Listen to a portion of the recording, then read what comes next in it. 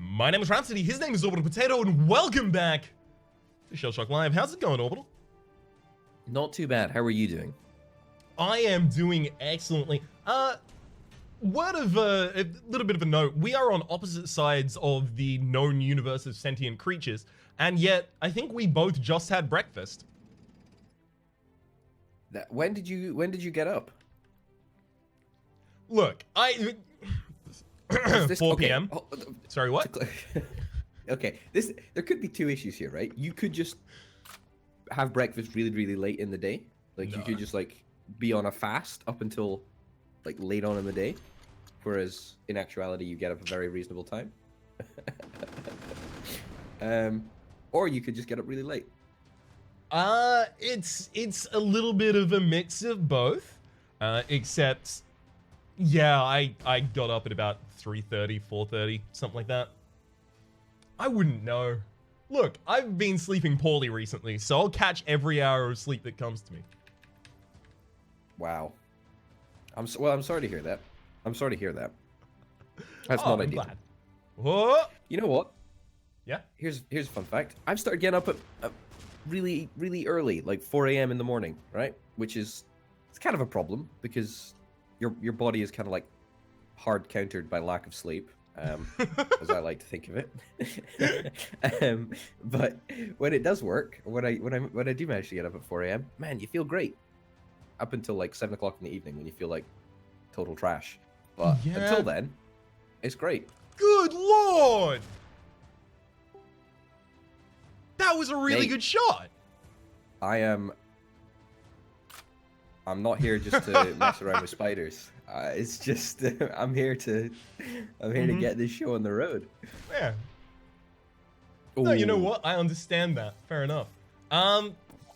Yeah. So, what did you suddenly skip to the age of 86? What's happened here? Why the 4 a.m.? What do you mean? Did I suddenly skip to the age of 86? Well, the folk that I know who are extremely old, albeit very few, have that kind of sleep schedule. They will go to bed at the start of Simpsons, and then they'll wake up before the morning hour on radio. Yeah, look, it's the only way that you can control your life is by waking up when you want to wake up, right? And I agree. Why early though? Good question, because you know, for those of us with a 9-to-5 job, you know, if you don't get up before, or if you don't get up before, then you have to go to bed later, and then it just turns into a disaster. So if you get up earlier, best 2 hours of your day are well, in my case, recording YouTube videos. Hey, I'm sorry to waste the best 2 hours of your day. That's fair comment. Oh, here come your Attractoids. 6 damage. I mean, when you've got any wind on, Attractoids are just garbage. That's what I was thinking, right? I'm never gonna have another opportunity to use this weapon because 6 wind is probably the lowest that I'm gonna reasonably see. So therefore, I'm gonna use it.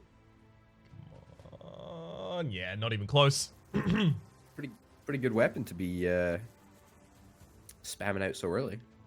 I must say. You're not wrong. I don't know if I have any other weapons that I would have liked to fire in place of that, but furthermore, I believe in myself, Orbital. Do you?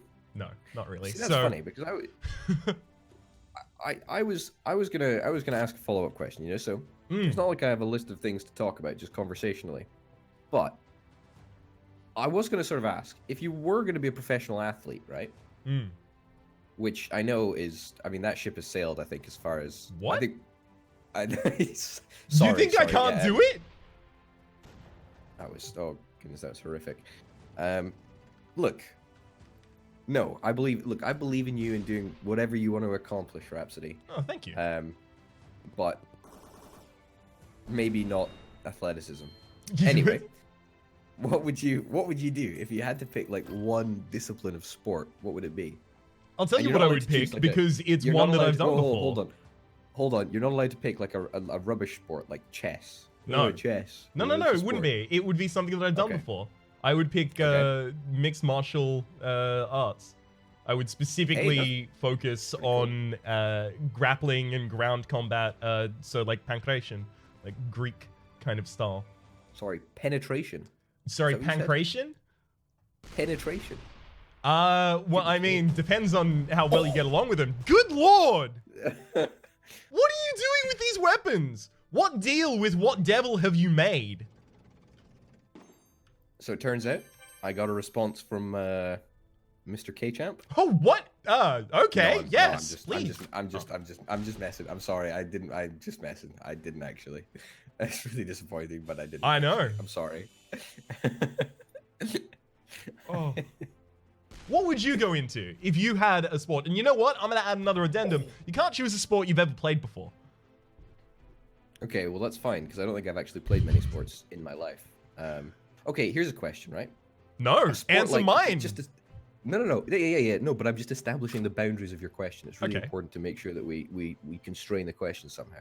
So, are sports like swimming allowed, where I've never competitively swum, but I have swum before? Is swimming therefore excluded? Well, no, it wouldn't be, because otherwise running would have to be excluded as well. And swimming is actually a really good point, because I have competitively swum before, back in my school days. And it's good. That's a good choice.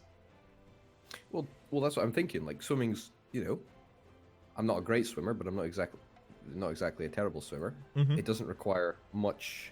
I mean, you can compete at swimming and like not impact the success of anyone else. Whereas if you play rugby and you're terrible, then you're impacting a whole team. And I feel like if I am going to mess it up for anyone, it's probably just best to mess it up for just me rather than an entire team. That's a very noble aim. I think so. Thank you very much.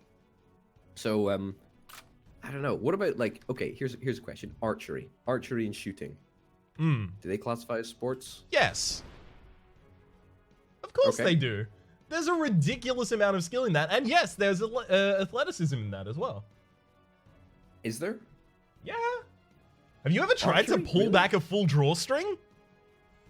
I mean, I have, but also, I mean, in terms of the sheer amount of movement that they do in comparison to most other sports, I would say the athleticism involved is minimal. Okay. So I guess I can see that on the side of shooting rather than archery. And I would liken shooting more to pool or billiards or snooker in terms of... I actually think there's probably more like physical action in shooting than there is in archery, I would think. Because they do the swing and aim. Yeah, you can't be aiming in the air at the time. I think you have to be aiming at the ground before the clay pigeon is fired. I think you might be right on that front. Oh, that's annoying. Woo! Double damage. Ooh. Popped him. Wow. Great shot. That's the weapon I didn't want to open up with, and why I used killer bees. I wanted to get a bee. That's a good shout. Good shout, because I thought you were wasting killer bees, but turns out you had it all planned out from the very beginning. 12 steps ahead. 12. 3D chess. All chess is 3. No. This is not true. This is strictly not true. I refuse to accept this. I don't know. Even if you're playing on a CRT monitor, that thing is thick.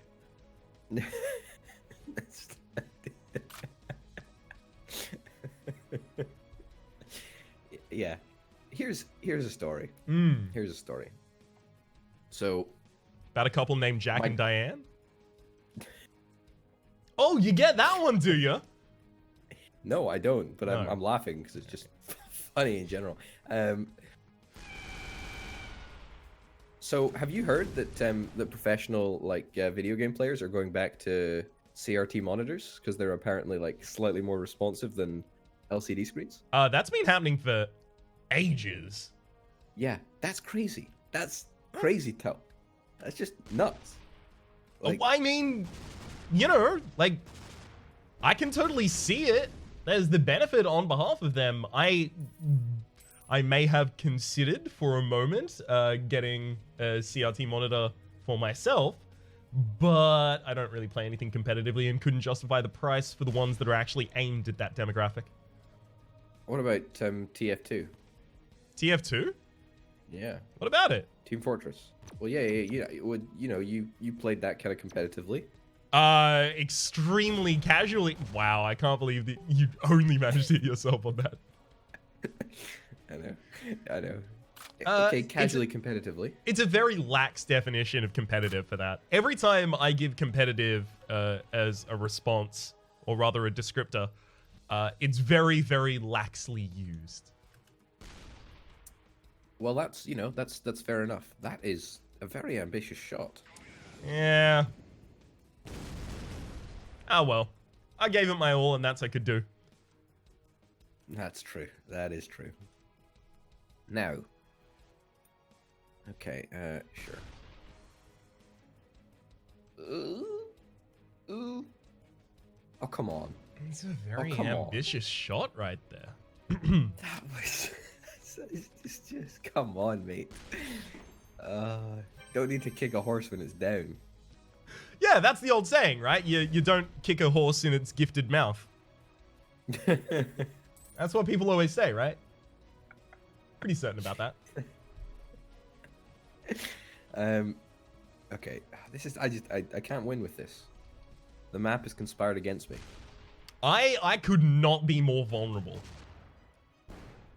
Well, I can't move. I literally can't move. I can move down, which would give me a worse angle on you. So while I can move, I ought not. You ought not. Well, I ought destroy the foundations that you're standing on.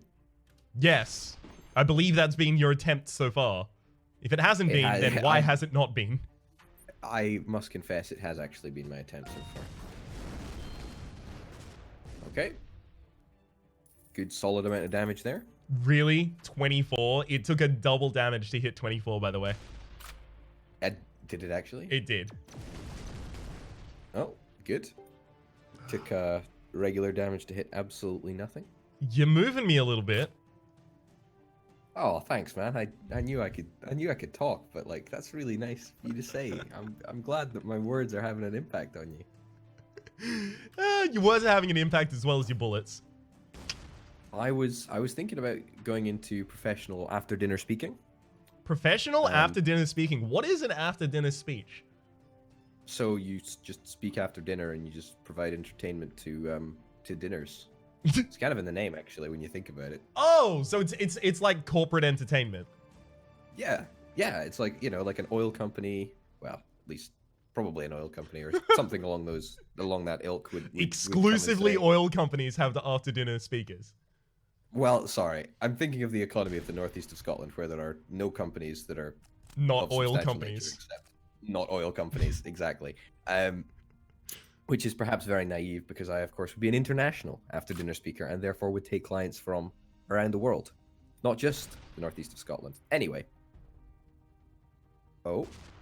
That's Garbo! How is that not affected? Like, oh, what are the chances? What are the chances, man? It doesn't go through the air. I had to assume that it would not be affected by that because black holes can't spawn in the ground for a reason, I have to imagine. What are the chances of a black hole appearing right beneath me and you having the weapon that just so happened not to be affected by the thing? Well, I hold on to my weapons until they are the only weapon that I could possibly use in that situation. That's a really good shot. Thanks, man. Damn. I'm actually legitimately moved by that one. Not to say that I wasn't legitimately moved by the previous one, but you know. Anyway, yeah. So I'm going into after dinner speaking. Do you think I could? Do you have any ideas for stories that I could tell at my? No, I'm afraid that's entirely on you. You're going to have to give me a little bit of the experience of what I would receive as an oil executive, naturally, in this after-dinner speech program. I want to know, am I going to be, like, inspired? Am I going to be laughing? Am I going to be rolling all around the floor in naturally crude oil? Because that's what I believe they do, right? They don't eat, right? They just have dessert, which is rolling around on the ground in oil. They roll around in money, not crude oil, first of all. Oh, but aren't they the same thing, kind of? Crude oil is like worthless until it's cracked. Fun fact for you there. Oh, right. I'm glad to hear it. I mean, you can't use crude oil to power anything. Only a Only an Only an after idiot dinner would know that. buffet. Oh! That was really, really good.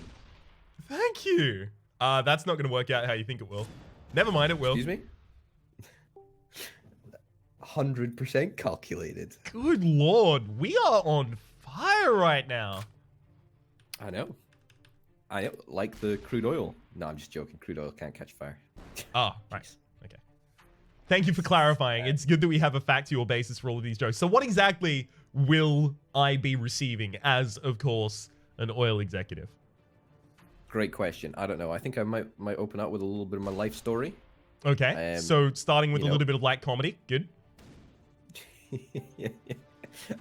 Actually, starting with a little bit of a tragedy, but you know, it starts with tragedy, turns into a comedy. No, I don't know. I just started to think I'd be a great after dinner speaker. Maybe I could talk about, you know, doing YouTube and well, that's about it. But you know, something like that. All right, so how about I be the oil baron, and you Okay. can be you giving your after dinner speech. And you know what? Sentence by sentence. I'm not going to force you to give a full speech. I will give you my reactions real time. Now, to inhabit the role, my my oil executive name is Baron Esquire. Now, Baron Esquire in the middle, that's my first and last name, but then Baron and Esquire at the start and end, that's my title. Yes, I'm Baron Esquire the third. You've clearly put more thought into this name than I've put into this whole bit. So for that, I commend you. I commend you for that. Match my level, let's go. Match. Yes, dinner is over. It's time for the after dinner speaker. We've got orbital potato or some such. Can you, first of all, can we just imagine Right. what would happen if I walked into an oil company and said, "Hi guys, my name is Orbital Potato." I tell you what, this is how I'm going to open my speech. Ladies and gents, hello and welcome. Yes, name, classic. of I've course. heard this one. My name, of course, is Orbital Potato. I'd like to welcome you along to this. I can't even. More oil in my glass.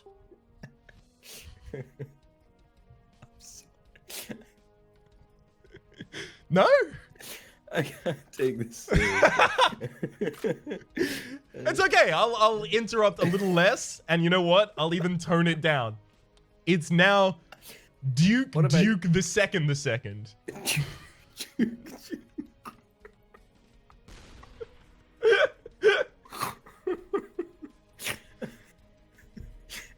And you know what? The voice will even get less. Yes. Show us all of this performance that you are so delighted to perform for us here.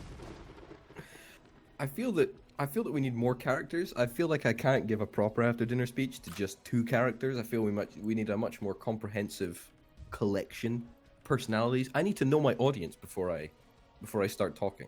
Okay. So do you who else is in the need room? another character?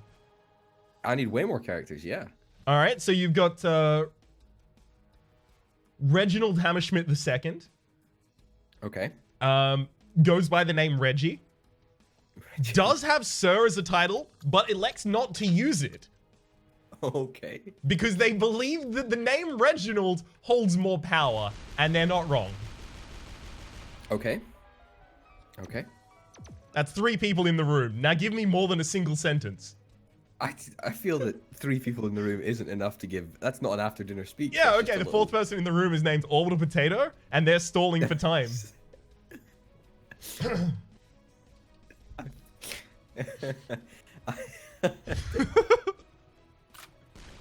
I just don't even know.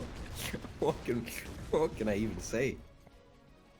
Well, your Oh my after dinner goodness. speech. You thought you'd be I- good at this. I I know. agree, but this is an interview. No, I thought that this joke would be sort of brushed away and we'd have moved on to another topic of conversation. But No! apparently I was sorely mistaken.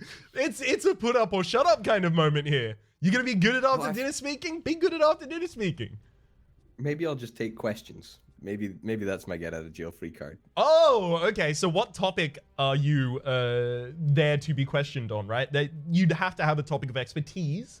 The Comedy. audience comedy? Yeah. Okay. Yes, Mr. Potato. Yes. If you cannot think of a way to turn some sort of an anecdote into a funny sort of a diatribe, how would you go about stalling for time and possibly making your partner do all of the work? If at all possible, Mr. Potato. I think one of the really important things in an after-dinner speech is to Be pithy. Really sure. Brevity. Soul of wit. It's to make sure that you're not the center of attention. You need to make sure that you're sharing the love, you know? So you're telling me that you think you would be good employed as someone who attends a dinner? Yes. Okay. That's exactly it. You know what? I think you're qualified. But in all seriousness, I think I'd be a great after-dinner speaker. I'm sorry, I can't concede to that until you prove it. I feel like I need more preparation. I need more of like an interesting. Oh, do you want preparation time? Because we can wait until the next recording session, and then you can give me your after dinner speech. I'll have Again, 5 more characters by then. I keep saying these things, and I really just hope that they're going to be brushed under the carpet and then dismissed when we move on to the next topic of conversation. Have you ever met me? I know. I think that was a naive wish. Perhaps. Yes, I would tend to agree. I think you've got this one in the bag, by the way. The game, not the job. So. Excuse me? That's very, very rude. No, it's not. Your resume is filled with can eat. And what a resume it is. You know what? Not wrong. Oh, kill me for the bounty this turn. Go for it. No. Orbital. Orbital, please. I'm sorry. Whew. This is not the kind of performance I expect from my after-dinner speakers. That's not going to be after dinner speaking for you. Come on, that's that you're a different clientele. Like I would need to adjust my gig if I was going to be after dinner speaking to you. What about me makes you think that I wouldn't be an oil exec? Okay, never mind. Fair enough. Good point, well made. I mean, if it was you, then I would just talk about, you know, ad rates and YouTube these days just isn't what it used to be, you know, and we could just banter about that for a little bit. But you know the funny thing about that? I don't really care. That's not my bag. To be honest, I could not even tell you what an ad rate was. I genuinely don't even know. I don't know. For the record, I do. But I try not to keep my eye on the statistics. Basically, if I have enough to eat and live, good. Oh, no. No. Where's the bounty? The bounty? Oh, you exploded and then I didn't get any of the bounty. Yeah. Was it still above me in the turn that I died? Yeah, it like exploded way out of the map, like really far out. Damn. That's an unfortunate turn of events for you, my friend.